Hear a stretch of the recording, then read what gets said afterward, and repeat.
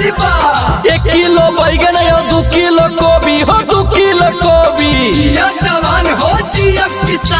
1 kilo बैगन हो 2 kilo गोभी। भौजी के बहिन के भागल के धोबी बोला हाय रे सरारा जोगिरा सरारा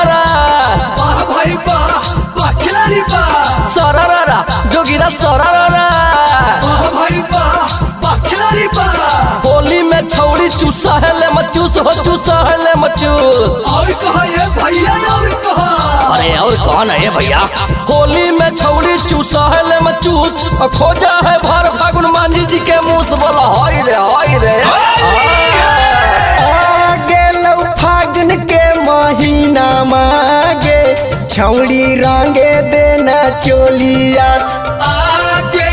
फागुन के महीना मागे छौड़ी रंगे देना चोलिया। रंगे देना चोलिया गे रंगे देना चोलिया। रंगे देना चोलिया गे रंगे देना चोलिया।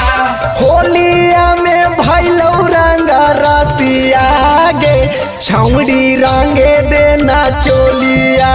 होलिया में भैलौ रंगा रसिया गे छौड़ी रंगे देना चोलिया।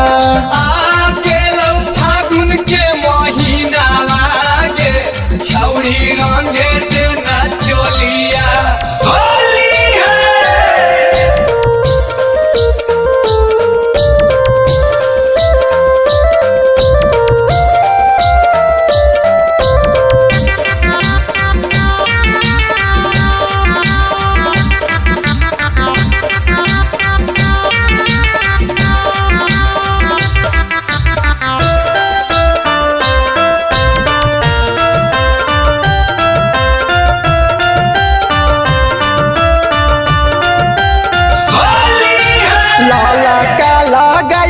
छोड़ी पियारा काला गईबौगे। पियारा काला गईबौगे पियारा काला गईबौगे।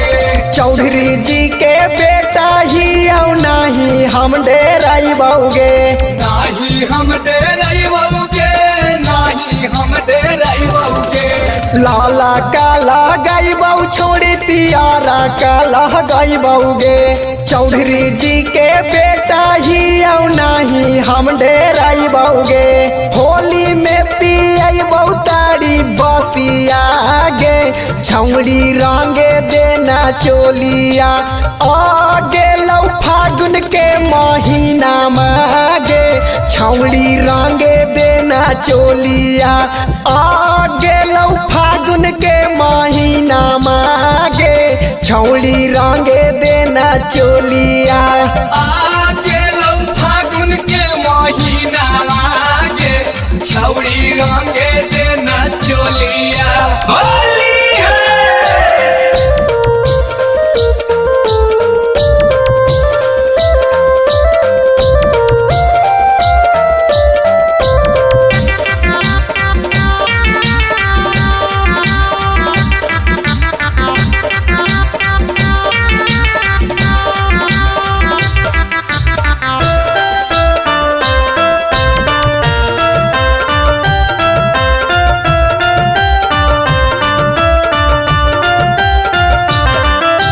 चांदन बिहारी के मोट हौ फिचकारी गे।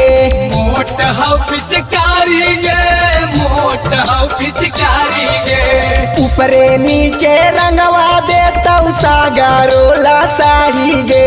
सागरोला साड़ी गे सागरोला साड़ी गे। चांदन बिहारी के मोट हौ फिचकारी गे। ऊपरे नीचे रंगवा देतौ सागरोला साड़ी गे। होलिया में करबौ दूरा गतिया गे छौड़ी रंगे देना चोलिया।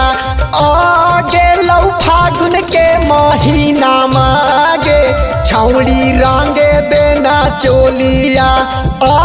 गेलौ फागुन के महीना मागे छौड़ी रंगे देना चोलिया।